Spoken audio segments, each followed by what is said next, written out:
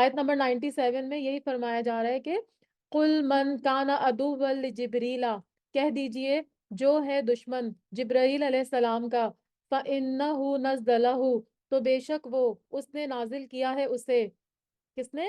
اللہ تعالیٰ نے، ٹھیک ہے، اللہ تعالیٰ نے اس کو نازل کیا ہے، علی قلبی کا، آپ صلی اللہ علیہ وسلم کے دل پر، بِإِذْنِ اللہ، اللہ کے اذن سے۔ تو اب ان کو جو ہے وہ ان سے کیا دشمنی تھی؟ جو یہ جو پیغمبر تھے، سوری جبرائیل علیہ السلام تھے، ان سے کیا دشمنی تھی کہ ان کو سب سے زیادہ دشمنی یہ تھی کہ ان کی قوم جو پچھلی قومیں گزری تھیں، جیسے اور بھی بنی اسرائیل میں اور بھی قومیں جو پیچھے گزری تھیں جتنی، تو ان کی قوموں کے پچھلوں پر جو عذاب آیا تھا وہ بھی جبرائیل علیہ السلام ہی لے کر آئے تھے۔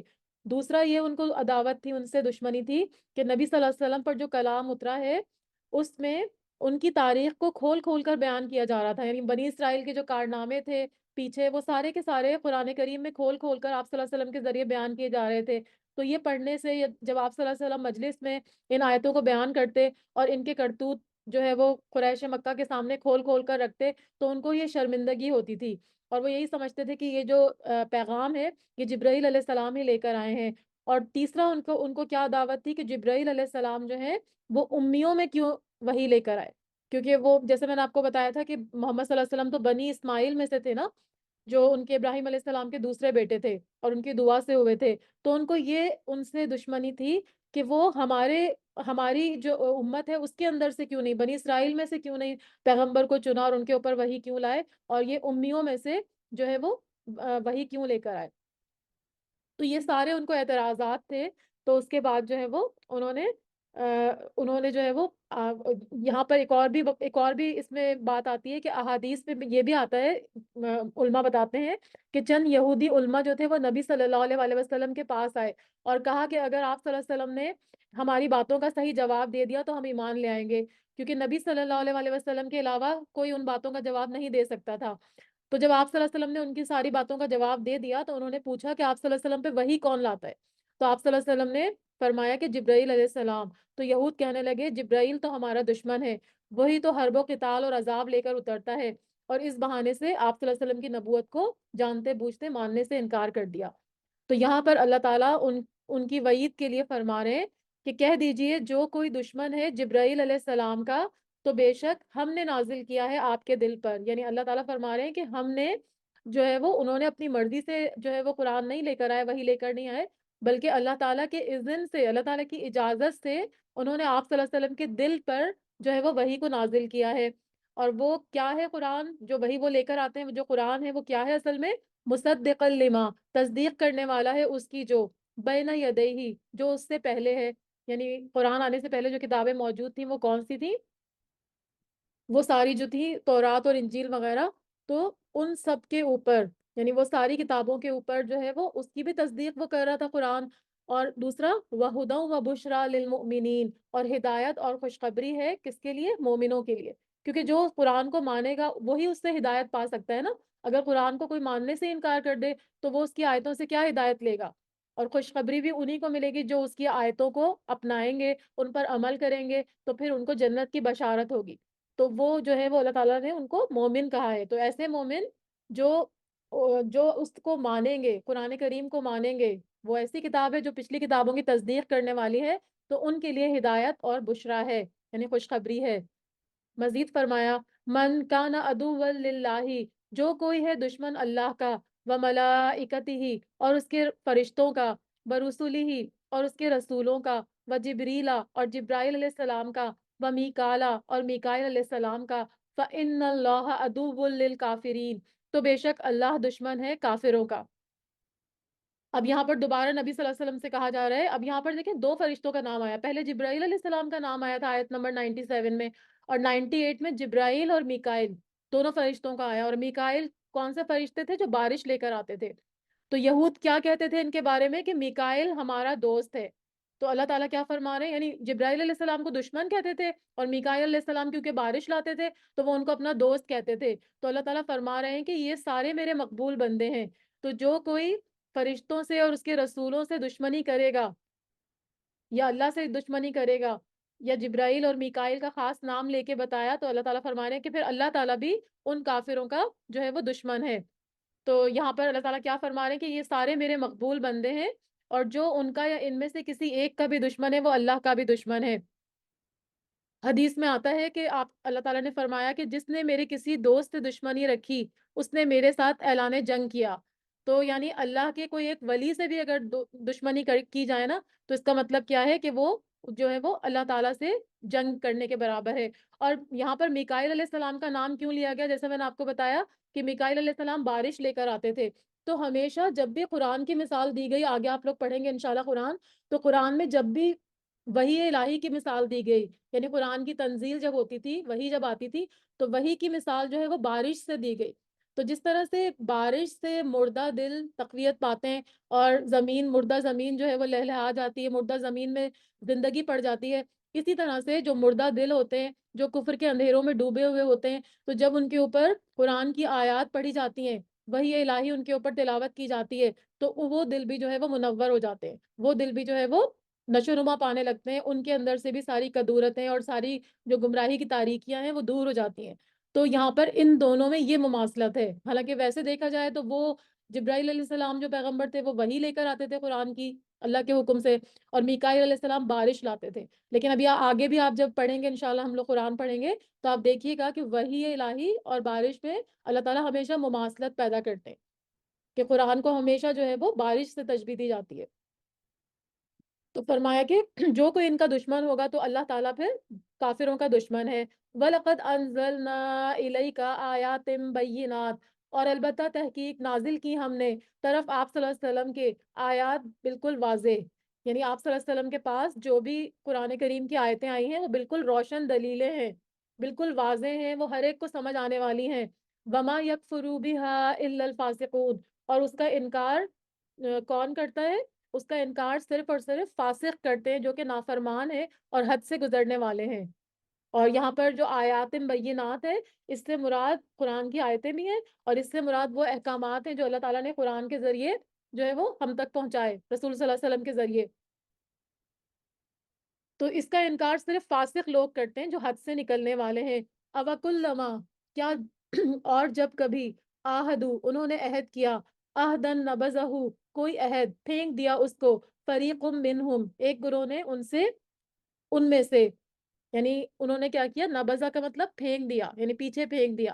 تو جب بھی کبھی ان سے کوئی عہد لیا جاتا تو ان کی ایک نہ ایک جماعت اس کو توڑ دیتی تھی۔ تو ایسا کئی دفعہ ہوا کہ جب بھی کوئی عہد ان کے ساتھ ہوتا تھا تو وہ ہمیشہ جو ہے وہ اس کو توڑ لیتے تھے۔ تو اور اس میں عہد میں جو ہے وہ اللہ سے کیا ہوا عہد بھی شامل ہے، جیسا میں نے پہلے آپ کو بتایا تھا، عہد الست، کہ الستو بربکم، اللہ تعالیٰ نے ساری روحوں کو ایک میدان میں جمع کر کے فرمایا تھا کہ کیا میں تمہارا رب نہیں ہوں؟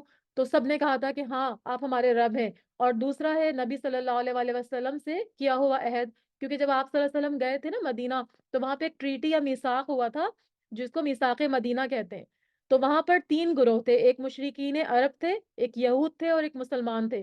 تو ان کو اس عہد کی بہت ساری شقیں تھیں، لیکن ایک شق یہ بھی تھی کہ جب بھی کبھی مسلمانوں کو ان کی مدد کی ضرورت پڑے گی تو وہ مسلمانوں کا ساتھ دیں گے، یعنی مشرکین کے خلاف اگر کبھی جنگ ہوئی تو۔ لیکن ان یہود نے ایسا کرنے سے انکار کیا، تو وہ اللہ سے کیا ہوا عہد بھی توڑتے تھے، اللہ کے وعدوں کو بھی پورا نہیں کرتے تھے، نبی کو پیغمبر ماننے سے بھی انکار کرتے تھے آپ صلی اللہ علیہ وسلم کو، اور اس کے علاوہ جو ہے وہ آپ کی مدد بھی نہیں کرتے تھے، مسلمانوں کی مدد بھی نہیں کرتے تھے۔ تو اللہ تعالیٰ یہی فرما رہے ہیں کہ جب کبھی انہوں نے عہد کیا کوئی عہد، تو ان کو ایک گروہ نے پیچھے پھینک دیا، یعنی پیچھے اس کو جو ہے وہ اس کی کوئی پاسداری نہیں کی، عہد کو جو ہے وہ پایہ تکمیل تک نہیں پہنچایا، اور وہ عہد سے وفاداری نہیں کی۔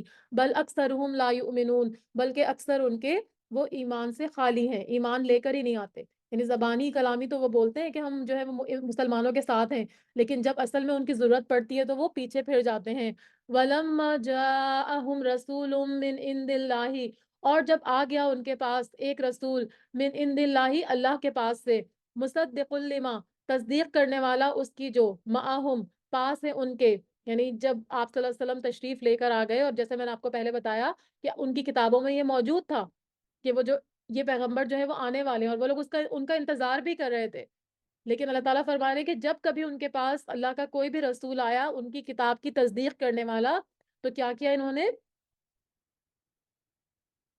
नबज़ा फेंक दिया, फ़रीक़ुम मिनल लज़ीना एक ग्रोह ने उन लोगों में से जो ऊतुल किताब जो दिए गए थे किताब, यानी उन्होंने अहले किताब जो थे उनके एक फ़िरक़े ने अल्लाह की किताब को इस तरह पीठ के पीछे डाल दिया। यहाँ पर लिखा है किताब अल्लाहि वराअ ज़ुहूरिहिम, यानी अल्लाह की किताब को वरा मतलब पीछे, और ज़ुहूर जो है वो ज़हरा पीठ को कहते हैं। तो उन्होंने पीठ के पीछे डाल दिया, यानी ऐसा नहीं, ये मतलब नहीं है कि कुरान को या किताब को उठा के पीछे रख दिया, बल्कि उस पे अमल नहीं किया, उसको मानने से इनकार कर दिया, उसको इग्नोर कर दिया, उसके अहकामात को इग्नोर कर दिया। तो फरमाया कि जब कभी उनके पास आए एक रसूल अल्लाह के पास से जो तस्दीक करने वाला था उस किताब की जो उनके पास पहले से मौजूद थी, तो एक गिरोह ने क्या किया, जिनको किताब दी गई थी उनकी किताब में ये लिखा हुआ था, उन्होंने क्या किया, किताब अल्लाह ही अल्लाह की किताब को पीछे अपनी पीठों के कअन्नहुम ला यअलमून, गोया कि वो जानते ही नहीं है, हालांकि वो जानते थे, उनकी किताबों में मौजूद था। ठीक है। तो यहाँ पर जो है वो आप सल्लल्लाहु अलैहि वसल्लम की निशानियां देखकर, जो भी निशानियां आप सल्लल्लाहु अलैहि वसल्लम की उनकी किताबों में मौजूद थी, उन निशानियों को देखकर यहूद को आप सल्लल्लाहु अलैहि वसल्लम पे ईमान लाना चाहिए था, क्योंकि उनकी किताब तौरात में भी आप सल्लल्लाहु अलैहि वसल्लम के औसाफ का जिक्र था, और आप सल्लल्लाहु अलैहि वसल्लम पर ईमान लाने का अहद भी मौजूद था। तो वो कभी भी किसी अहद की परवाह नहीं करते थे, ये उनको इस बात की आदत पड़ गई थी। तो इसी तरह से उन्होंने कुरान के साथ भी यही मामला किया कि उसको इस तरह से इग्नोर किया, गोया कि वो उसको जानते ही नहीं हैं। वत्तबऊ, और उन्होंने पैरवी की, यानी किताब पर अमल करने की बजाय उन्होंने किस चीज की पैरवी की, मा तत्लु शयातीनु, उसकी जो पढ़ते थे शयातीन, अला मुल्क सुलेमान, बादशाहत पर सुलेमान अलैहिस्सलाम की। आपको पता है कि सुलेमान अलैहिस्सलाम जो थे वो बहुत बड़े जो थे वो अल्लाह के पैगंबर भी थे, और उनको अल्लाह ताला ने बहुत बड़ी बादशाह, बहुत बड़े इलाके की बादशाहत दी हुई थी।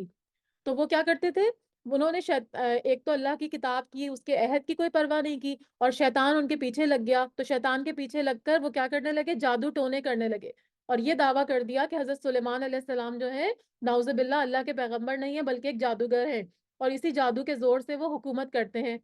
तो यहाँ पर अल्लाह ताला उनकी जो है वो उनकी तायीद में फरमा रहे हैं, यानी सुलेमान अलैहिस्सलाम की, कि वो ऐसे नहीं थे, वो तो अल्लाह के हुक्म से पैगंबर बनकर आए। ठीक है।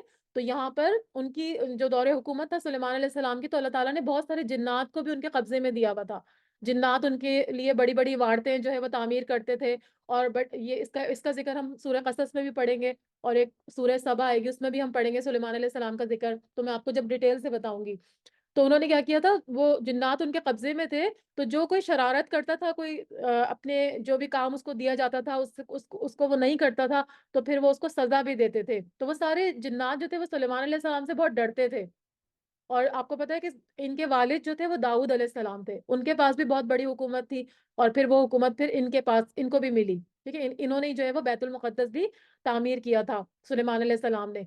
तो उस जमाने में जितने भी जिन्नात थे ना, वो जादू करते थे वहां पर, उस वक्त जो है वो लोग उनकी बातों में आके जादू भी करते थे, और वो उनकी सारी जादूगरी की किताबें लेकर सुलेमान अलैहिस्सलाम ने अपने तख्त के नीचे दफन कर दी थी। यानी उनके ज़माने में जादूगरी का सिलसिला बहुत आम था। तो सुलेमान अलैहिस्सलाम ने उसको तोड़ने के लिए सारी किताबें अपनी कुर्सी या तख्त के नीचे दफन कर दी थी। तो जब हज़रत सुलेमान अलैहिस्सलाम की जो है वो वफ़ात हो गई, तो इन शयातीन और जादूगरों ने उन किताबों को निकाल कर ना सिर्फ़ ये कि लोगों को दिखाया, बल्कि लोगों को ये बताया कि सुलेमान अलैहिस्सलाम की जो क़ुव्वत थी, इक़्तिदार था, उसका राज़ जादू का अमल था। और नाउज़ुबिल्लाह वो जो थे वो पैगंबर नहीं थे बल्कि वो कोई जादूगर थे। तो इस तरह की उन्होंने नाउज़ुबिल्लाह बातें की। तो यहाँ उसी का ज़िक्र है कि उन्होंने पैरवी की, जो पढ़ते थे शयातीन बादशाहत पर लगाकर सुलेमान अलैहिस्सलाम की। वमा कफरा सुलेमाना, अल्लाह ताला फरमा रहे हैं कि नहीं कुफर किया था सुलेमान अलैहिस्सलाम ने, वलाकिन शयातीना, और लेकिन शयातीन ने कफरू कुफर किया था, युअल्लिमून नासा, वो सिखाते थे लोगों को अस्सिहर जादू। तो उस जमाने में जैसे मैंने बताया कि जादू बहुत आम था, तो वो क्या करते थे, वो शयातीन लोगों को जो है वो जादूगरी सिखाते थे, जादू सिखाते थे। तो उससे क्या होता था कि मियाँ बीवी के दरमियान वो फूट डालते थे, और आपस में घरों में लड़ाई झगड़े होते थे, लोगों को जो है वो मुख्तलिफ तरह के जो है वो उनके ऊपर अमल किए जाते थे, और उनको उनके साथ जो है वो जादूगरी करके उनको नुकसान में डाला जाता था। तो यहाँ वही वही बात यहाँ पर बयान की जा रही है कि सुलेमान अलैहिस्सलाम जो थे वो वो नहीं थे, जादूगर नहीं थे, बल्कि क्या था कि इन इन शैतानों ने ये काम किया था। वमा उनज़िला अलल मलकैनी, और जो नाजिल किया गया था ऊपर दो फरिश्तों के, बिबाबिला बाबुल में, हारूत व मारूत, हारूत और मारूत। अब ये कौन फरिश्ते थे? दो फरिश्ते उसी जमाने में अल्लाह ताला ने अपने हुक्म से जो है वो वहां पर उतारे। बाबल, बाबुल एक जगह थी जहां पर सुलेमान अलैहिस्सलाम जो थे वहां मौजूद थे। तो वहां पर हारूत और मारूत दो फरिश्तों को उतारा गया था। तो उनको उतारने का मकसद क्या था? वो लोगों की आजमाइश के लिए उतरे थे। ठीक है, वो लोगों की आजमाइश के लिए उतरे थे। तो वो उनको जब जादू सिखाते थे अल्लाह के हुक्म से, लेकिन वो साथ साथ ये भी कहते थे कि कोई जो है वो इसको ना सीखे। ये जादू जो है वो लोगों को नुकसान देने वाला है। तो अभी मैं थोड़ा सा आगे और पढ़ लूँ ना, फिर आपको ज्यादा समझ में आएगा। तो यहाँ पर अल्लाह ताला फरमा रहे हैं कि जो नाजिल किया गया था दो फरिश्तों के बाबुल में, हारूत और मारूत, वमा युअल्लिमानी, और नहीं वो दोनों सिखाते थे, मिन अहदिन किसी एक को, हत्ता यकूला इन्नमा नहनु फितनतुन फला तकफुर, यहाँ तक कि वो दोनों कहते थे कि बेशक हम तो एक फितना है या आजमाइश है, फला तकफुर, तो नहीं तुम कुफर करो। तो वो हमेशा जो है वो जादू सिखाने के लिए, उनकी आजमाइश के लिए आए थे। लेकिन जब भी वो उनको कोई लोग उनसे कुछ सीखना चाहते थे, तो वो क्या करते थे? उनको कहते थे कि आप जो है वो ये काम ना करें। यानी हम वो जब तक उनको जादू नहीं सिखाते थे जब तक ये ना कह दें कि हम तो एक आजमाइश हैं, तो तुम हमारे साथ हमसे जादू सीख कर कुफर ना करो। फयतअल्लमूना मिनहुमा, बस वो सीखते थे उन दोनों से। यानी उसके बावजूद वो क्या करते थे? लोगों से उन दोनों हारूत और मारूत फरिश्तों से जादू सीखते थे। वो जादू क्या करता था? मा युफर्रिकून बिही, जो जुदाई डाल देते थे साथ उसके, बैनल मरई व ज़ौजिही, दरमियान मर्द और उसकी बीवी के, यानी औरत और बीवी के दरमियान वो जुदाई डाल देते थे जादू सीख कर। वमा हुम बिज़ारीना, और नहीं वो जरर पहुंचाने वाले, नुकसान पहुंचाने वाले, बिही साथ उसके, मिन अहदिन किसी एक को भी, इल्ला बिइज़निल्लाह, मगर अल्लाह के इज़्न से। तो यानी इससे क्या पता चल रहा है कि जादू भी आपको तभी नुकसान पहुंचा सकता है कि अगर जब तक कि अल्लाह का इज़्न नहीं हो। अगर अल्लाह का इज़्न होगा तभी वो जो है वो जादू आपको नुकसान पहुंचा सकता है। तो हमें कभी भी जादू करने वाले से डरना नहीं चाहिए। अगर आपको लग भी रहा है कि आपकी बीमारी सही नहीं हो रही और आप ये सोच रहे हैं कि यकीनन मेरे ऊपर जादू करवा दिया है, तो आपके ऊपर आपका भरोसा अल्लाह के ऊपर इतना ज्यादा होना चाहिए कि आप जो है वो ये समझे कि अल्लाह ताला ने जादू का तोड़ भी बताया। आपको पता है ना मौज़तैन, मौज़तैन में क्या होता है? तीनों जो कुल हैं, कुल औज़ु बिरब्बिन नास, कुल हुवल्लाह, कुल औज़ु बिरब्बिल फलक, कुल औज़ु बिरब्बिन नास। तो वो आप सल्लल्लाहु अलैहि वसल्लम भी पढ़कर, आप सल्लल्लाहु अलैहि वसल्लम के ऊपर भी जादू हुआ था, तो आप सल्लल्लाहु अलैहि वसल्लम वो पढ़ के अपने हाथों पे दम करते थे। तो सुबह शाम की जो दुआएं हैं ना, उसके अंदर भी ये लिखा होता है। तो जादू को तोड़ने के लिए जादूगरों के पास जाना वो सही नहीं है, क्योंकि वो फिर आपसे उसी तरह का काम करवाते हैं जो उन्होंने आपके साथ ऑलरेडी किया हुआ होता है। तो जादू का तोड़ करने के लिए ऐसे लोगों के पास नहीं जाना चाहिए, बल्कि उसको ऊपर आपको एक तो ये भरोसा जरूर होना चाहिए कि ये जादू जो है वो अल्लाह के इज़्न से ही हमारे ऊपर हमें नुकसान दे सकता है। और दूसरा क्या, कि दूसरा आप जो है वो उसका तोड़ वही करेंगे जो हमें सुन्नत और कुरान के जरिए बताया गया। उसके लिए कोई गलत चीजें नहीं करें। ठीक है, बहुत से लोग करते हैं, परेशान होकर जो है वो इस तरह के लोगों के पास जाते हैं जो उनको शिरकिया अल्फाज लिख के देते हैं, तावीज लिख के देते हैं, ये जलाएं, वो तावीज को जलाएं, तो ऐसा करना मना है।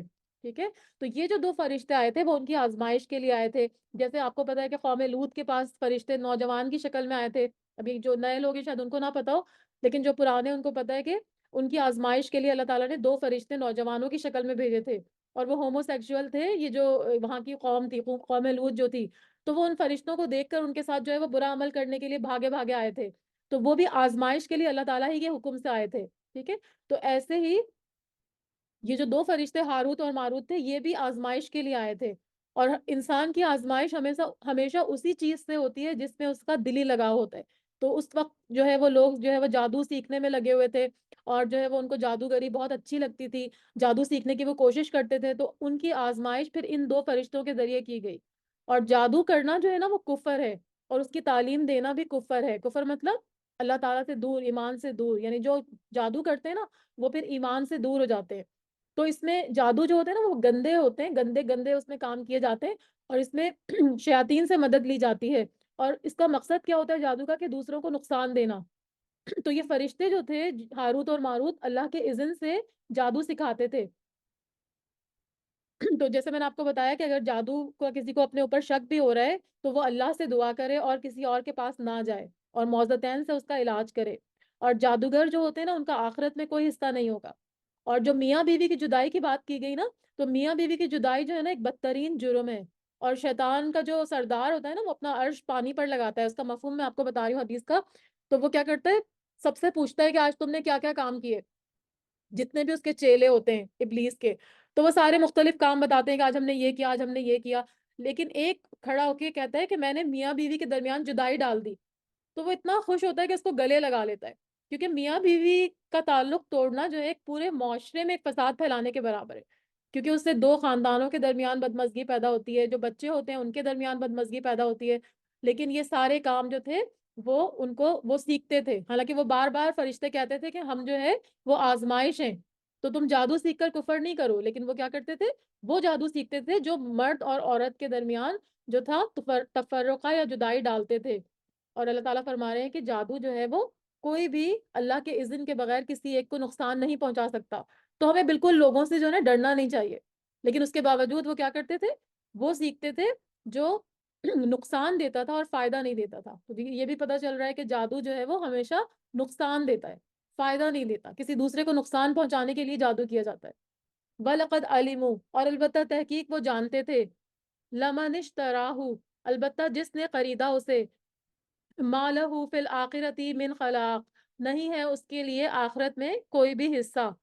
یعنی وہ ان کو یہ بات پتہ تھی کہ جادو جو ہے وہ سیکھنے کے بعد آخرت میں ہمارے لیے کوئی حصہ نہیں ہوگا. لیکن اس کے باوجود وہ کیا کرتے تھے، وہ یہ جادو کو سیکھتے تھے. اور وہ بدترین چیز جس کے بدلے وہ اپنے آپ کو فروخت کر رہے تھے. تو اللہ تعالیٰ فرما رہے لَوْ كَانُوا يَعْلَمُونَ، کاش کہ وہ جانتے ہوتے. یعنی کتنا برا ہے جو انہوں نے بیچ ڈالا بدلے اس کے اپنی جانوں کو.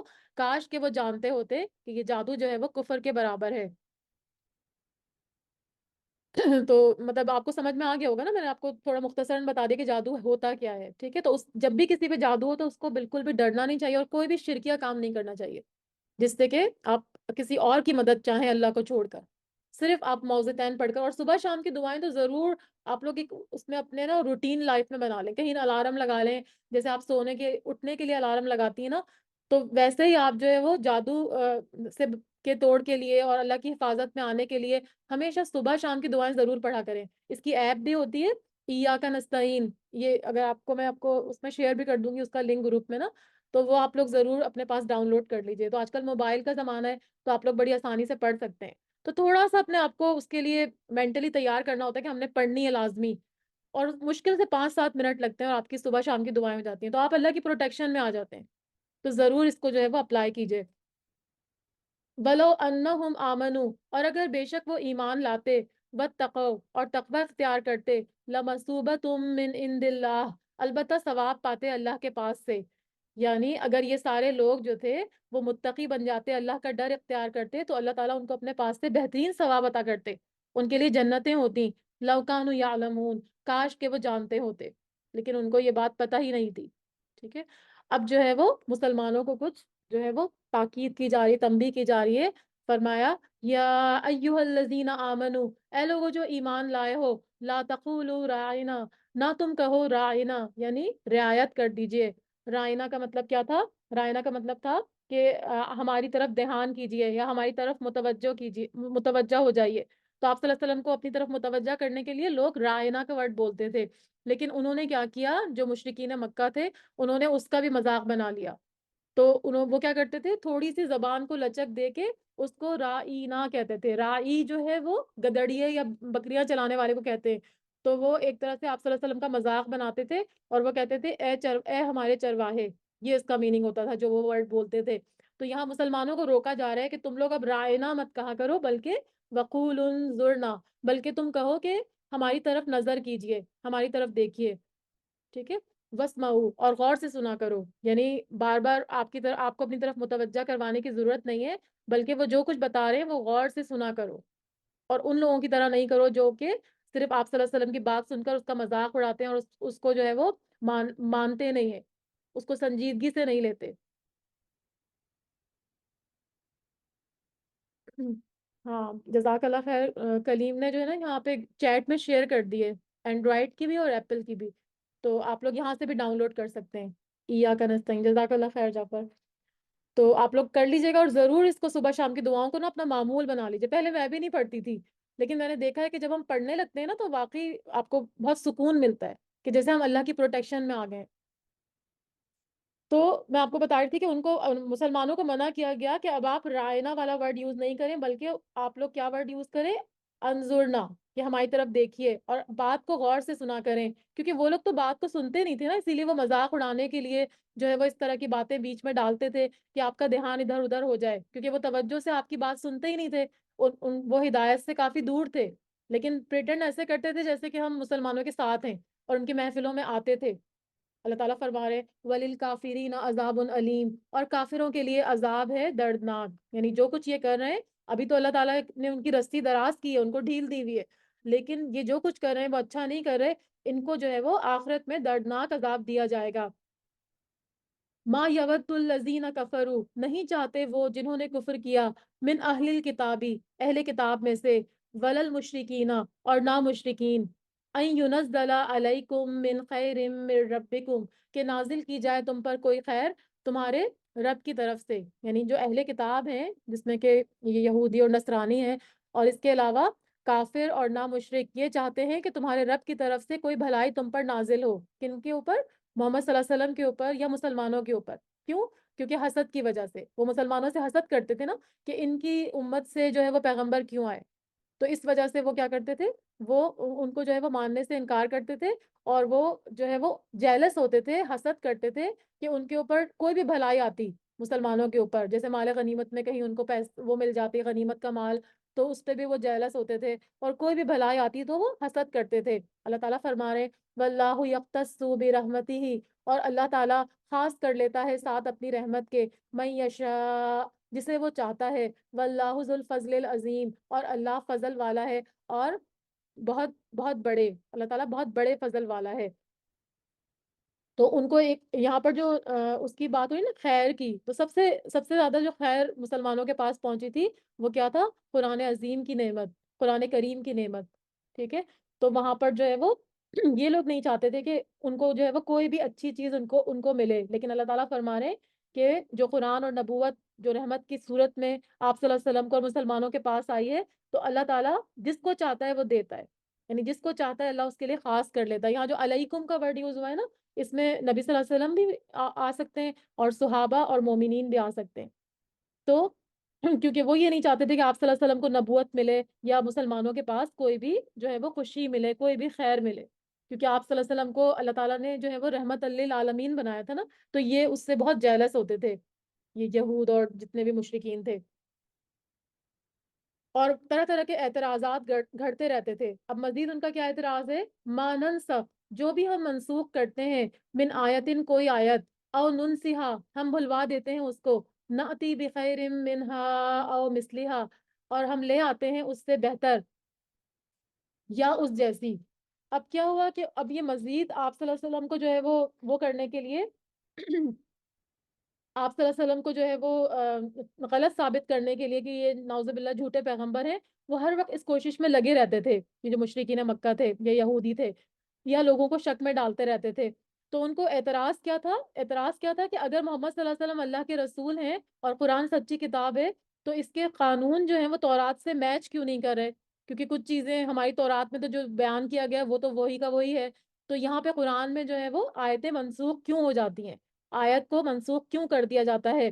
اور نسخ جو ہے نا، یہ قرآن پاک کے علوم میں سے ایک علم ہے، اور اس پر بہت کتابیں لکھی گئی ہیں، اور یہ بہت طویل موضوع ہے. ٹھیک ہے؟ تو نسخ کا مطلب کیا ہوتا ہے؟ کہ اللہ تعالیٰ نے قرآن میں کئی جگہ پر کچھ آیتوں کو منسوخ کر کے اس کی جگہ دوسری لے آئے. تو اس پہ ان کو اعتراض ہوتا تھا کہ اگر یہ اللہ کی سچی کتاب ہے تو پھر اللہ تعالیٰ کیسے غلطی کر سکتا ہے؟ تو کیوں اس کو نسخ کیا اس کو منسوخ کیوں کیا آیت کو نا؟ تو اللہ تعالیٰ اس کا جواب دے رہے ہیں. میں بھی آپ کو نسخ کی ٹائپس بتاؤں گی کہ نسخ کس کس طرح کا ہوتا ہے. تو یہاں پر وہ کیا بتا رہے ہیں کہ اللہ تعالیٰ فرما رہے ہیں کہ یا تو ہم اس کو اس کے بدلے میں کوئی آیت لے آتے ہیں، یا ہم اس کو بھلوا دیتے ہیں اور ہم اس سے بہتر آیت لے آتے ہیں، یا اس کی طرح کی کوئی آیت لے آتے ہیں. الم تعلم ان اللہ علی کل شیء قدیر، کیا نہیں آپ نے جانا بے شک اللہ اوپر ہر چیز کے قدرت رکھنے والا ہے. کیونکہ اللہ تعالیٰ جو ہے وہ اللہ تعالیٰ کی اپنی مرضی ہے، کیونکہ اللہ تعالیٰ کے اوپر سارا اختیار ہے اور یہ اللہ کا کلام ہے. تو جس آیت کو چاہے اللہ تعالیٰ منسوخ کر دیں یا بھلا دیں یا اس سے بہتر اور اس جیسی لے آئیں. تو اللہ تعالیٰ تو ہر چیز کے اوپر قادر ہیں. اور جیسے میں نے آپ کو بتایا کہ اس بات پر وہ اعتراض کرتے تھے مشرکین مکہ اور یہودی، تو نسخ کی میں نے آپ کو بتایا 3 بڑی قسمیں ہیں. پہلی ہے نسخ اللفظ اور بقاء الحکم. اس کا مطلب ہے، آپ لوگوں کو مشکل لگ رہا ہوگا نا، نسخ اللفظ یعنی الفاظ جو تھے اس کو منسوخ کر دیا جاتا تھا لیکن حکم باقی رہتا تھا. اس کی مثال کیا ہے؟ آیت رجم، یعنی شادی شدہ مرد اور عورت اگر زنا کریں تو ان کو پتھر مار کر ہلاک کرنا چاہیے. تو اس کے پہلے الفاظ موجود تھے قرآن میں، لیکن اب وہ الفاظ جو ہے وہ اللہ کے حکم سے وہ اٹھا لیے گئے، لیکن یہ حکم اب بھی موجود ہے. ٹھیک ہے، تو یہ آیت جو ہے وہ اٹھا لی گئی لیکن حکم موجود ہے. اور حضرت عمر رضی اللہ تعالیٰ عنہ کی روایت میں اس کی تفصیل ملتی ہے. اور یہود کے پاس اس کا حکم موجود تھا اور وہ اس پر پہلے عمل بھی کرتے تھے، لیکن انہوں نے بعد میں عمل کرنا جو ہے وہ چھوڑ دیا. اور مسلمانوں کے پاس تو حکم آیا تھا، آیت لے لی گئی تھی، لیکن پھر بھی وہ اس پر عمل کرتے تھے. تو یہ بات بھی ان کو جو تھی وہ بہت گراں گزرتی تھی. اور دوسرا میں نے آپ کو کیا بتایا؟ پہلا بتایا الفاظ منسوخ ہو گئے تھے لیکن وہ حکم باقی تھا. دوسرا اس کا ٹائپ کیا ہے منسوخ کی، کہ حکم منسوخ ہو گیا مگر آیت باقی ہے. سورہ انفال میں جو ہے وہ آیت نمبر 65 اور 66 میں جو ہے وہ اس کا ذکر ہے. تو مطلب کیا، آیت کو حکم کو منسوخ کر دیا لیکن آیت کیوں باقی رہی؟ کیونکہ آیت کا ثواب ملتا ہے. اب آپ لوگ خود پڑھیے گا، میں اگر بہت ڈیٹیل میں آپ کو بتاؤں گی تو ٹائم زیادہ لگ جائے گا، لیکن آپ انفال کی آیت نمبر 65 اور 66 ضرور پڑھیے گا. تو اس میں آپ کو پتہ چلے گا کہ اس میں آیت تو موجود ہے لیکن وہ حکم جو ہے وہ اب نہیں ہے. اور تیسرا، نہ آیت رہے اور نہ حکم رہے. جیسے رضاعت کا مسئلہ ہے، تو اس میں صحیح مسلم میں اس کی حدیث آتی ہے، حضرت عائشہ کی روایت ہے، وہ فرماتی ہیں کہ رضاعت کی حرمت کے بارے میں پہلے آیت موجود تھی جس میں 10 دفعہ اور پھر 5 دفعہ، مطلب کوئی بچہ اگر کسی عورت کا جو ہے وہ عورت کسی بچے کو فیڈ کراتی ہے 5 دفعہ یا 10 دفعہ تو حرمت ثابت ہو جاتی ہے. لیکن پھر وہ آیت بھی چلی گئی، لیکن حکم جو تھا وہ اس میں ابھی رہا. یعنی حکم تو رہا لیکن یہ ہے کہ حدیث میں باقی رہا، قرآن میں باقی نہیں رہا. ٹھیک ہے، تو اس سے کیا پتا چل رہا ہے کہ آیت بھی نہیں رہی اور حکم بھی نہیں رہا. ٹھیک ہے، آپ کو سمجھ میں آیا؟ نسخ کی میں نے آپ کو 3 ٹائپس بتائی ہیں. پہلی میں آیت نہیں رہتی، حکم رہتا ہے.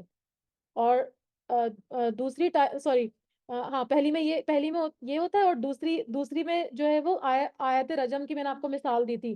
اور دوسری میں حکم منسوخ ہو جاتا ہے لیکن آیت رہتی ہے. اور تیسرے میں نہ آیت رہتی ہے اور نہ حکم رہتا ہے. لیکن رضاعت کا حکم جو ہے وہ قرآن سے نہیں مگر حدیث سے جو ہے وہ ثابت ہے. ٹھیک ہے، اور اس کی حکمت کیا ہے ایسا کرنے کی؟ کہ اب جب اللہ تعالیٰ فرما رہے ہیں نا، یہاں پر دیکھیے لکھا ہوا ہے کہ یا تو ہم اس کو منسوخ کرتے ہیں یا ہم اس کو بھلوا دیتے ہیں یا ہم کوئی بہتر آیت لے آتے ہیں. تو جب کوئی بہتر آیت لانی تھی یا اس کی طرح کی کوئی آیت لانی تھی تو اس کو کیوں منسوخ کیا گیا؟ تو اس کی حکمت کیا ہے؟ اس کی حکمت یہ ہے کہ اللہ تعالیٰ جو چاہتا ہے کرتا ہے. جیسے کہ آگے لکھا ہوا ہے نا کہ ان اللہ علی کل شیء قدیر، اللہ تعالیٰ ہر چیز پر قدرت رکھنے والا ہے، وہ کسی طرح بھی جو ہے وہ بات کو بیان کر سکتے ہیں. اور دوسرا، کسی آیت کے پہلے آنے اور اس کے مقابلے میں ایک اور چیز کے آنے کا فائدہ یہ ہوتا ہے کہ دین آہستہ آہستہ اترے. جیسے شراب کا حکم ہے، وہ تھوڑا تھوڑا کر کے نازل ہوا نا. پہلے تو ایک دم سے یہ نہیں کہا کہ شراب کی حرمت ثابت ہو گئی. پہلے اس کا نفع نقصان بتایا گیا، پھر نماز کی حالت میں منع کیا گیا کہ شراب پی کر نہ ہو، اور پھر اس کو شیطانی عمل قرار دیا گیا. جب آپ یہ آیتیں آئیں گی نا، پھر میں آپ کو ڈیٹیل میں بتاؤں گی جو شراب کی حرمت کے بارے میں آیتیں آئیں گی. تو اسٹیپ بائی اسٹیپ کیا گیا. اور تیسرا یہ کہ اللہ ہم سے اپنی اطاعت چاہتے ہیں. جیسے شیطان تھا، اس کو سجدے کا حکم ہوا تو اس نے کیا کیا؟ تکبر کیا کہ میں تو آگ سے بنا ہوا ہوں. لیکن ہمیں کیا کرنا؟ فرشتوں نے کیا کیا؟ فوراً سربہ سجود ہو گئے آدم علیہ السلام کے سامنے. یہ نہیں کہا کہ ہم تو نور سے بنے. تو وہاں پر اطاعت آ جاتی ہے. تو اللہ ہم سے اپنی اطاعت چاہتے ہیں اور پہلے سے بہتر یا اس جیسی. تو جو دوسرا حکم ہوتا ہے نا، اس کو تسلیم کرنے کا اجر بھی بہت زیادہ ہو جاتا ہے. ٹھیک ہے، تو ایک طرح سے یہ آزمائش ہوتی ہے کہ وہ اللہ تعالیٰ دیکھنا چاہتے ہیں کہ کیا میرے بندے اس کو مانتے ہیں. اگر یہ اللہ کا کلام اس کو مانتے ہیں قرآن کریم کو، تو پھر ان کو وہی کرنا ہے جو میں نے اس کا کرنے کا حکم دیا ہے. ٹھیک ہے، تو میں نے تھوڑا ڈیٹیل اس لیے بتا دی کہ شاید یہ ذرا مشکل آیت تھی، آپ کو شاید سمجھ میں نہ آئے. اگر پھر بھی سمجھ میں نہیں آئی تو آپ جو ہے وہ ضرور کوشچن کر سکتے ہیں، پوچھ سکتے ہیں. ٹھیک ہے، آگے چلتے ہیں. علم تعلم، کیا نہیں آپ صلی اللہ علیہ وسلم نے جانا، ان اللہ لہ ملک السماوات والارض، کہ بے شک اسی کے لیے ہے، کہ بے شک اللہ اسی کے لیے ہے بادشاہت اور آسمان اور زمین کی. یعنی ساری بادشاہت جو ہے وہ صرف اور صرف اللہ تعالیٰ ہی کے لیے ہے. زمین اور بادشاہت کی جو ہے وہ بادشاہت اللہ کی طرف ہے، اللہ تعالیٰ ہی کے لیے ہے. تو یہ جو نسخ کا حکم آتا ہے وہ بھی اللہ ہی کی طرف سے ہوتا ہے. جیسے ہم نے پڑھا تھا نا کہ آدم علیہ السلام کے زمانے میں سگے بہن بھائیوں کا آپس میں نکاح جائز تھا، لیکن بعد میں اس کو حرام قرار دے دیا گیا. تو جو بھی کوئی نیا حکم آتا ہے تو وہ کیا ہوتا ہے، وہ اللہ ہی کی طرف سے ہوتا ہے. تو ہمیں بس اس پہ صرف سمعنا و اطاعنا کرنا ہوتا ہے، ہم نے اس پہ عمل کرنا ہوتا ہے، اس پہ کوئی اعتراض یا حجت بازی نہیں کرنی ہوتی، جیسا کہ بنی اسرائیل نے کیا. ٹھیک ہے. تو اللہ تعالیٰ ہی بادشاہ ہے تمام آسمانوں اور زمین کا. وَمَا لَكُم مِّن دُونِ اللَّهِ مِن وَلِيٍّ وَلَا نَصِيرٍ، اور نہیں تمہارے لیے سوائے اللہ کے کوئی دوست اور نہ ہی کوئی مددگار. یعنی جب تمہیں جانا بھی اللہ ہی کے پاس ہے اور اللہ ہی تمہارا دلی دوست اور مددگار ہے، تو پھر اللہ کی بات ہی ماننے میں ہماری بہتری ہے. ام تریدونا، کیا تم چاہتے ہو، ان تسألو، کہ تم سوال کرو، رسولکم، اپنے رسول سے، کما سئل موسیٰ من قبل، جیسا کہ سوال کیے گئے موسیٰ علیہ السلام اس سے پہلے. تو یہاں پر ان کو سمجھایا جا رہا ہے، مسلمانوں کو اور صحابہ کو تنبیہ کی جا رہی ہے کہ تم یہودیوں کی طرح اپنے پیغمبر صلی اللہ علیہ وسلم سے جو ہے وہ غیر ضروری سوالات مت کیا کرو، کیونکہ زیادہ سوال کرنے سے پھر کیا ہوتا ہے کہ وہ اندیشہ کفر میں تبدیل ہو جاتا ہے. وَمَن يَتَبَدَّلِ الْكُفْرَ بِالْإِيمَانِ، اور جو کوئی بدل دے گا کفر کو ایمان کے، یعنی ایمان کے بدلے جو ہے وہ کفر اختیار کر لے گا، تو اللہ تعالیٰ کیا فرما رہے ہیں، فَقَدْ ضَلَّ سَوَاءَ السَّبِيلِ، تو تحقیق وہ بھٹک گیا سیدھے راستے سے. تو یہاں پر جو ہے وہ ان کو تنبیہ کی جا رہی ہے کہ ایمان کو کفر سے بدلنے والا جو ہے وہ اصل میں سیدھی راہ سے بھٹک جاتا ہے. تو بہت زیادہ سوال کرنا کیا ہوتا ہے، وہ کفر کی طرف ہم کو لے کر جا رہا ہوتا ہے. یعنی ہم اللہ کا انکار کر رہے ہیں، اللہ کی بات ماننے سے انکار کر رہے ہیں، اور جو ہے وہ ہم جو ہے وہ اپنی مرضی چلا رہے ہیں اور بہت زیادہ سوال کر رہے ہیں. ٹھیک ہے. تو یہاں پہ اس سے روکا جا رہا ہے. ود کثیر من اہل الکتابی، اور چاہتے ہیں بہت سے اہل کتاب میں سے، لو یردونکم، کاش کہ وہ پھیر دیں تم کو، من بعد ایمانکم کفارا، بعد تمہارے ایمان کے کافر بنا کر. تو اہل کتاب کے اکثر لوگ حق واضح ہو جانے کے باوجود کیا کر رہے تھے، صرف حسد اور بغض کی بنا پر وہ چاہ رہے تھے کہ مسلمانوں کو جو ہے وہ ایمان سے ہٹا دیں. ٹھیک ہے. یعنی ان کو جو ہے وہ ان کے دلوں میں دین کے بارے میں، رسول کے بارے میں، قرآن کے بارے میں طرح طرح کے شک و شبے ڈالیں اور ان کو جو ہے وہ ایمان، وہ دین کی راہ سے جو ہے وہ ہٹا دیں. ٹھیک ہے. کیونکہ وہ حسد کر رہے تھے. تو یہاں پہ یہی فرمایا جا رہا ہے کہ تمہارے ایمان کے بعد تمہیں کافر بنا کر تمہیں پھیر دینا چاہتے ہیں. کس وجہ سے، حسدم من عند انفسہم، حسد کی بنا پر پاس سے اپنے نفسوں کے، من بعد ما تبین لہم الحق، بعد اس کے جو واضح ہو گیا ان کے لیے حق، ان کو پتہ چل گیا کہ یہ رسول بالکل صحیح ہے، لیکن صرف حسد کہ ہم سے جو ہے وہ خلافت چھین کے امت محمد صلی اللہ علیہ وسلم کو کیوں دی گئی، بنی اسماعیل سے رسول کیوں اٹھایا گیا، یہ حسد تھا. اسی وجہ سے وہ حق کے واضح ہونے کے باوجود اس کو ماننے سے انکار کر رہے تھے. آپ صلی اللہ علیہ وسلم کو اللہ کا آخری رسول نہیں مان رہے تھے اور قرآن کو اللہ کی کتاب نہیں مان رہے تھے. تو اللہ تعالیٰ فرما رہے ہیں کہ ان کے پیچھے لگ کر اپنا ٹائم جو ہے وہ ضائع نہیں کریں. فرمایا جا رہا ہے وَعْفُوا، فَعْفُوا، بس معاف کر دو، وَاسْفَحُوا، اور درگزر کر دو، حَتَّى يَأْتِيَ اللَّهُ بِأَمْرِهِ، یہاں تک کہ لے آئے اللہ اپنا حکم. یعنی ان کو چھوڑ دو جو یہ کچھ کر رہے ہیں، حسد اور بغض کر رہے ہیں اور یہ رسول کو اور کتاب کو ماننے سے انکار کر رہے ہیں، تو تم ان کو معاف کر دو اور ان کو چھوڑ دو یہاں تک کہ اللہ تعالیٰ اپنا حکم لے آئے، یعنی ان کے اوپر جو ہے وہ عذاب نازل ہو جائے. ان اللہ علی کل شیء قدیر، اور بے شک اللہ اوپر ہر چیز کے قدرت رکھنے والا ہے. یعنی اللہ تعالیٰ جو ہے وہ ایسا کرنے پر پوری طرح قادر ہے کہ ان کی پکڑ کر سکے. تو مسلمانوں کو کہا جا رہا ہے کہ آپ ان کو معاف کر دیں اور ان کو چھوڑ دیں، درگزر کر دیں. فسفہو جو ہے نا، صفحہ سے نکلا. صفحہ کا مطلب جیسے صفحہ ہم کہتے ہیں نا، تو صفحہ جو ہوتا ہے پیج جس کو ہم کہتے ہیں انگلش میں، تو صفحہ بالکل پلین ہوتا ہے نا، تو اس طرح سے بالکل ان کو معاف کر کے ختم کر دیں، جو بھی ان کی باتیں ہیں ان کو ذہن سے نکال دیں. آپ بس وہ کریں جو اللہ تعالیٰ نے کرنے کا حکم دیا ہے اور ان کے پیچھے لگنا چھوڑ دیجئے. اب جو ہے وہ کچھ ان کو احکامات دیے جا رہے ہیں مسلمانوں کو کہ فرمایا وَأَقِيمُوا الصَّلَاةَ، اور قائم کرو نماز، کیونکہ سب سے پہلے جو ہے وہ نماز ہی مومن اور منافق میں فرق کرتی ہے. مومن اور کافر میں جو فرق ہے، سب سے بڑا ڈفرنس وہ نماز ہے. اگر مسلمان بھی نماز نہیں پڑھیں گے تو پھر وہ مسلمان کہلانے کے لائق نہیں ہے. ٹھیک ہے. تو فرمایا وَأَقِيمُوا الصَّلَاةَ وَآتُوا الزَّكَاةَ، نماز قائم کرو اور ادا کرو زکوٰۃ. اور زکوٰۃ جو ہے وہ اپنے مال کی ہوتی ہے اور ایک خاص مقدار میں جو ہے وہ ایک سال گزرنے کے بعد ایک خاص مقدار ہونے پر، ایک خاص مقدار یعنی 2.5% پر جو ہے وہ زکوٰۃ دی جاتی ہے. تو اس کی تفصیل پھر ہم آگے پڑھیں گے.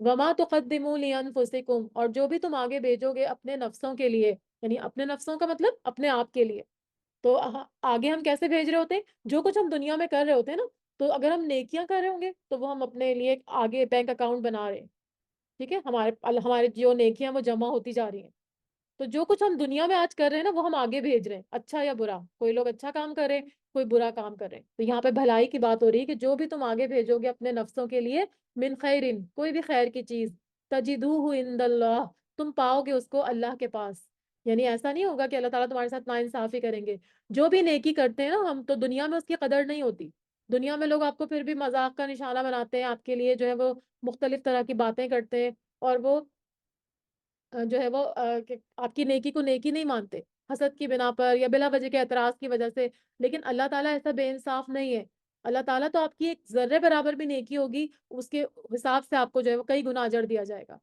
ٹھیک ہے، تو فرمایا کہ جو بھی تم آگے بھیج رہے ہو، جو بھی نیکیاں یا خیر کے کام تم کر رہے ہو، جو بھی تم آگے بھیجو گے وہ سب کچھ اللہ کے پاس پاؤ گے، یعنی نماز قائم کر رہے ہو، اب دیکھیں نماز قائم کرنے میں بظاہر تو ہم کو کوئی فائدہ نہیں لگتا نا، بہت ہوا تو ہم کو لگتا ہے کہ ہاں ہمیں نماز پڑھنے سے سکون ملتا ہے، ٹھیک ہے، لیکن بظاہر آپ دیکھیں تو آپ نماز کے اندر کچھ بھی کر سکتے ہیں، ہے نا، رکعتیں آپ صحیح پڑھیں نہیں پڑھیں کوئی آپ کو دیکھ بھی نہیں رہا، ٹھیک ہے، لیکن ہمیں پورا یقین ہے کہ ہم اللہ تعالیٰ کو دیکھ رہے ہیں، اللہ تعالیٰ ہم کو دیکھ رہے ہیں نماز کی حالت پہ، تو ہم جب نماز پڑھ رہے ہوتے ہیں تو وہ نیکیاں ہماری آگے جمع ہو رہی ہوتی ہیں ہمارے بینک میں، ٹھیک ہے، تو وہ ہم اللہ کے پاس اس کی نیکیاں پائیں گے، ابھی ہم کو نہیں پتا چل رہا، ابھی ہم کو نماز پڑھنا بہت مشکل لگ رہا ہوتا ہے، لیکن وہ نیکیاں ہمارے پاس اکاؤنٹ میں جمع ہو رہی ہیں، اسی طرح زکوٰۃ دینا اور جو بھی دین کے کام ہے وہ سب کچھ کرنے کے ہمیں اگر دنیا میں اجر نہیں بھی مل رہا تو وہ آخرت میں اللہ کے پاس وہ ساری نیکیاں جو ہے وہ اللہ تعالیٰ کے پاس ہم پائیں گے، تو یہی فرمایا جا رہا ہے کہ جو کچھ تم آگے بھیجو گے اپنے لیے، کوئی بھی خیر تم پاؤ گے اس کو اللہ کے پاس، ان اللہ بما تعملون بصیر،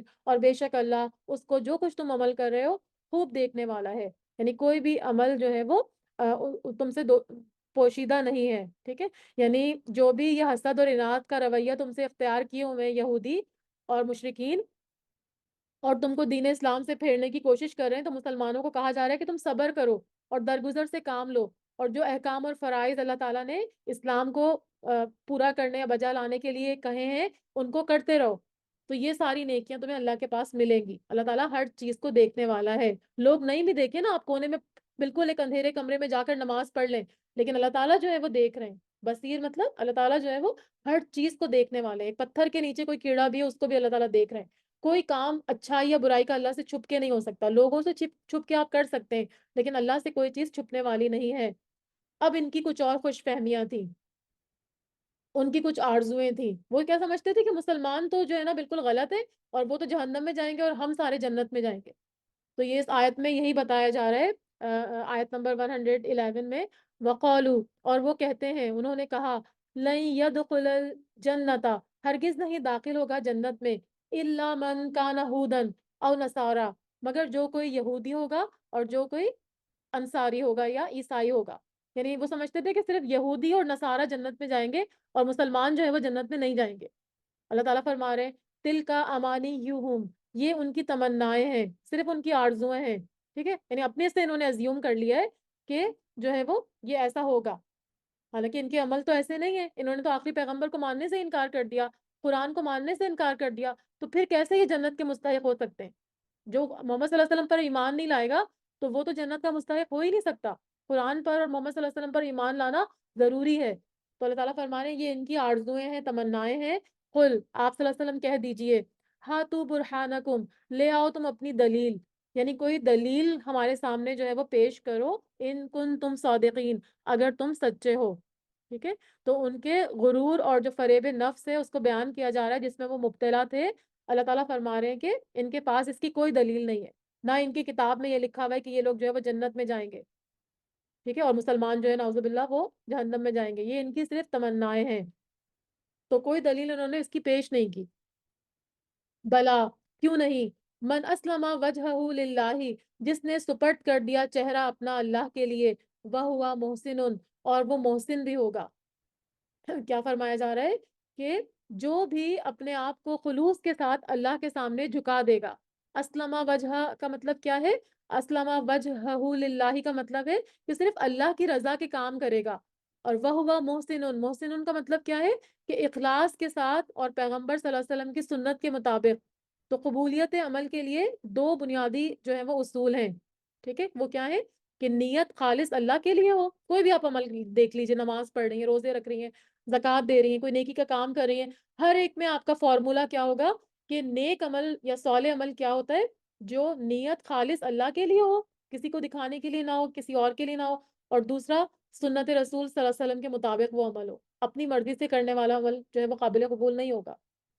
تو فرمایا کہ جو کوئی جس نے سپرد کر دیا اپنا چہرہ، اپنا چہرہ مطلب اپنے آپ کو، اپنی ذات کو اللہ کے لیے، اللہ کی اطاعت میں سپرد کر دیا، تو اور وہ محسن بھی ہوگا، تو اللہ تعالیٰ فرما رہے ہیں کہ فَلَهُ أَجْرُهُ عِندَ رَبِّهِ، تو اس کا اجر اس کے رب کے پاس ہوگا. ٹھیک ہے، تو آپ کا رب جو ہے وہ اس کو بے شک بہت بہت اس کو جو ہے وہ پورا پورا بدلہ دے گا. وَلَا خَوْفٌ عَلَيْهِمْ وَلَا ہُمْ يَحْزَنُونَ، اور نہ کوئی اس پر خوف ہوگا اور نہ ہی وہ لوگ جو ہے وہ غمگین ہوں گے. میں نے آپ کو بتایا تھا نا کہ خوف جو ہوتا ہے وہ فیوچر کا ہوتا ہے، آنے والے کل کا خوف ہوتا ہے. اور غمگین ہم کب ہوتے ہیں، یحزنون کب ہوتے ہیں؟ جو گزرا ہوا ہے. تو نہ وہ گزرنے والے جو دنیا میں اس نے دن گزارے اس پہ وہ غمگین ہوں گے، یہ مومن جو کہ اللہ کی اطاعت میں اپنے آپ کو وہ کر دیں گے، سپرد کر دیں گے، سرنڈر کر دیں گے. اور نہ ہی ان کو کوئی آگے والی چیزوں کا خوف ہوگا کہ پتہ نہیں ہمارے ساتھ کیا معاملہ ہوگا. بقولت الیہود، اور کہا یہود نے، لیست النصارى علی شیء، نہیں ہے نصارہ کسی بھی چیز کے اوپر. ٹھیک ہے، اب یہاں پر ان دونوں کی آپس میں بھی ان کو ایک دوسرے سے بغض تھا. مسلمانوں سے تو تھا لیکن یہ یہود اور نصارہ جو تھے وہ کیا کرتے تھے، ایک دوسرے کے اوپر بھی بلیم گیم کھیلتے تھے. تو یہود کہتے تھے کہ نصرانی حق پر نہیں ہے، وقالت النصارى لیست الیہود، اور نصارہ کہتے تھے کہ نہیں ہے یہود علی شیء کسی بھی چیز پر. وہم یتلون الکتاب، حالانکہ وہ تلاوت کرتے تھے کتاب کو. تو دونوں ایک دوسرے کو بلیم کرتے تھے. یعنی یہودی تورات پڑھتے تھے جس میں حضرت موسیٰ علیہ السلام کی زبان سے حضرت عیسیٰ علیہ السلام کی تصدیق موجود ہے، لیکن اس کے باوجود یہودی حضرت عیسیٰ علیہ السلام کو ماننے سے انکار کرتے تھے. اور عیسائیوں کے پاس انجیل موجود تھی جس میں حضرت موسیٰ علیہ السلام اور تورات کے اللہ کے پاس سے ہونے کی تصدیق تھی، اس کے باوجود وہ یہودیوں کو ماننے سے انکار کرتے تھے. تو یہ دونوں اہل کتاب جو تھے یہ اپنے فرقے انہوں نے بنا لیے تھے، اور کفر اور عناد کی وجہ سے صرف اپنے اپنے بارے میں خوش فہمیوں میں مصروف تھے کہ ہم تو صرف جنت میں جائیں گے، نہ یہود جائیں گے اور نہ ہی نصارہ جائیں گے. اللہ تعالیٰ کے فرمانے کہ یہ سب تورات پڑھتے ہیں، تورات میں لکھا ہوا تھا کہ ایک دوسرے کی مدد کرنا، جو پیغمبر آئے گا تو دوسری قوم اس کی مدد کرے گی. لیکن اس کے باوجود یہ اس طرح کی باتیں کر رہے ہیں، عقل سے خالی باتیں. كَذَلِكَ قَالَ الَّذِينَ لَا يَعْلَمُونَ مِثْلَ قَوْلِهِمْ، اسی طرح کہا انہوں نے جو علم نہیں رکھتے مانند ان کی بات کے. یہ کون لوگ تھے جن کے پاس علم نہیں تھا؟ کیونکہ یہود اور نصارہ کو تو علم والے کہا گیا نا، کیونکہ ان کے پاس کتاب تھی. ٹھیک ہے، جن کے پاس علم نہیں تھا وہ کون لوگ تھے؟ وہ مشرکین تھے. مشرکین جو تھے وہ ان پڑھ تھے، امی تھے، اسی لیے ان کو بے علم کہا گیا. لیکن وہ مشرک ہونے کے باوجود یہود اور نصارہ کی طرح اسی بات میں وہ اپنے آپ کو یہی سمجھتے تھے کہ ہم حق پر ہیں. اسی لیے وہ آپ صلی اللہ علیہ وسلم کو جو ہے وہ بے دین کہتے تھے، نعوذ باللہ. آپ صلی اللہ علیہ وسلم کو ماننے سے انکار کرتے تھے. تو یہ سارے کے سارے سمجھتے تھے کہ بس ہم جنت میں جائیں گے اور جو ہے وہ دوسرا نہیں جائے گا. اور آپ آج دیکھیں مسلمانوں میں بھی اسی طرح سے کئی فرقے بنے ہوئے. یہاں تو ایک پیغمبر کی اولاد کی بات ہو رہی ہے، پیغمبر کی قوم کی بات ہو رہی ہے، لیکن آپ دیکھیں صرف مسلمان کتنے فرقوں میں بٹے ہوئے ہیں، اور ہر فرقہ یہ سمجھتا ہے کہ ہم جنت میں جائیں گے اور دوسرا دوزخ میں جائے گا، ہم صحیح ہیں. تو ایسا کرنا بہت جو ہے وہ غلط ہے. ٹھیک ہے، ہاں اپنے عمل کو صحیح کریں، اپنے آپ کو اللہ کے پاس سرنڈر کر دیں، اللہ کی اطاعت میں سربا سجود ہو جائیں، تو پھر آپ جنت کی تمنا کر سکتے ہیں. لیکن یہ کہنا کہ دوسرا جنت میں نہیں جائے گا اور ہم جائیں گے، یہ بالکل غلط ہے.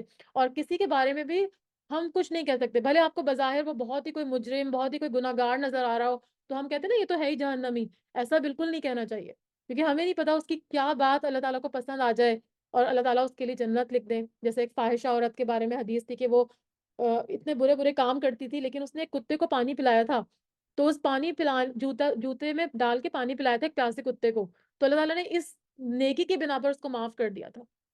تو اسی لیے ہمیں کبھی بھی کسی کو جو ہے نا وہ نہیں کرنا چاہیے کہ یہ تو جو ہے وہ جنت میں جائے گا اور یہ دوزخ میں جائے گا. ایسا ہم نہیں کہہ سکتے. یہ اللہ تعالیٰ کا معاملہ ہے کہ وہ کس کو جنت میں بھیجے، کس کو دوزخ میں بھیجے. ہمیں صرف اپنے آپ کی فکر کرنی ہے.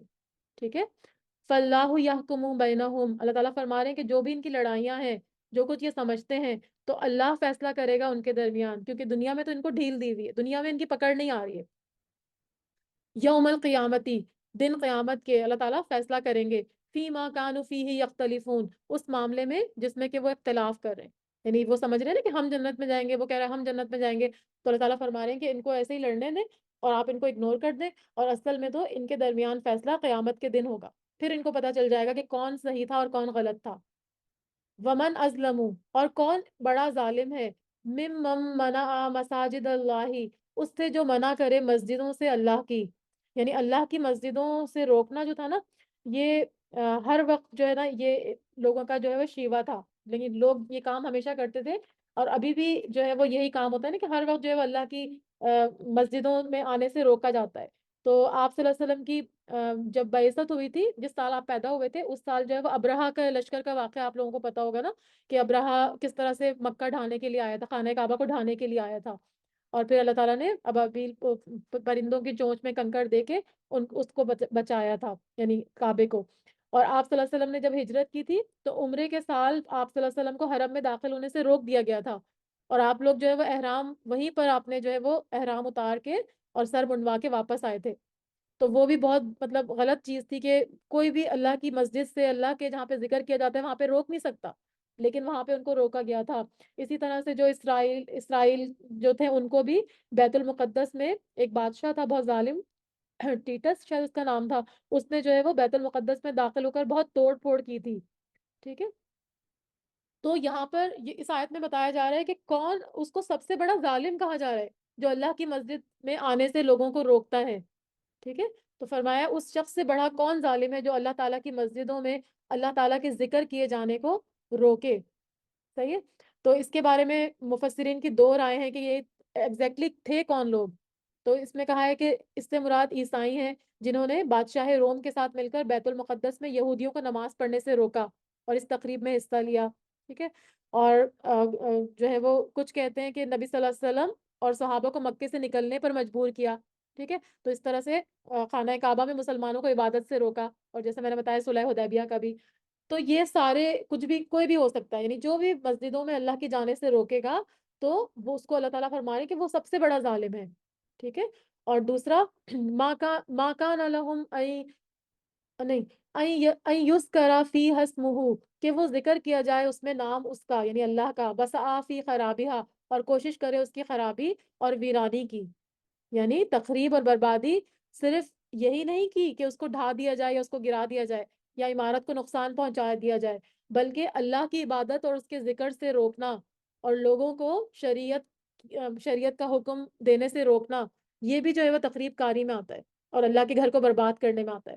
تو اللہ تعالیٰ فرما رہے ہیں اولئک ما کان لهم ان يدخلوها، یہی لوگ ہیں، نہیں ہے ان کے لیے کہ وہ داخل ہوں ان میں، الا خائفین، مگر ڈرتے ہوئے، یعنی ایسے لوگوں کو خوف کھاتے ہوئے ہی اس میں جانا چاہیے۔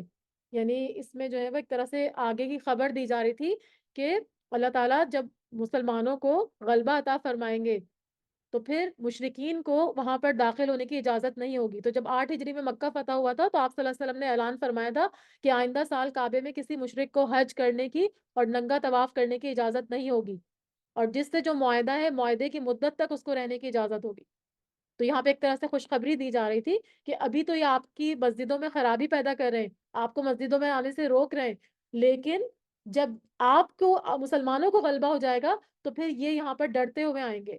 لہم فی الدنیا خزی ولہم فی الآخرۃ عذاب عظیم، اور ان کے لیے دنیا میں بھی رسوائی ہے اور ان کے لیے آخرت میں عذاب ہے بہت ہی بڑا، یعنی ان کے لیے دنیا میں بھی رسوائی ہے اور آخرت میں بھی، دنیا میں بھی وہ ذلیل اور خوار ہوں گے، اور پھر اس کے بعد آخرت میں تو ان کے لیے اللہ تعالیٰ عذاب جو ہے وہ تیار رکھے ہوئے ہیں۔